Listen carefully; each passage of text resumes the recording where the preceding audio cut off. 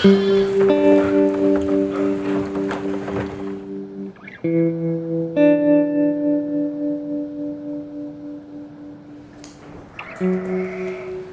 þegar orðnar þreyttar og það sér í hausinn og snoppun og það eru búin að vera svolítið lengi og orðnar lúnar þá þó maður togi bara aðeins, ekkert fast, að hjálpa þeim aðeins þegar orðnar þreyttar. Maður skilur þetta, maður er búin að eiga 3 börn.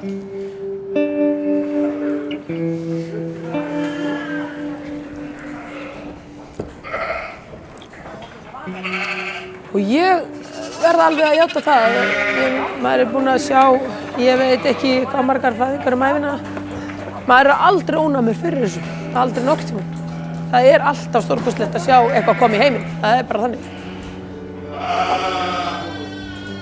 Ég ætla ekkert að skammast mig fyrir það, ég hef alveg grátið, alveg og mörgum sinnum.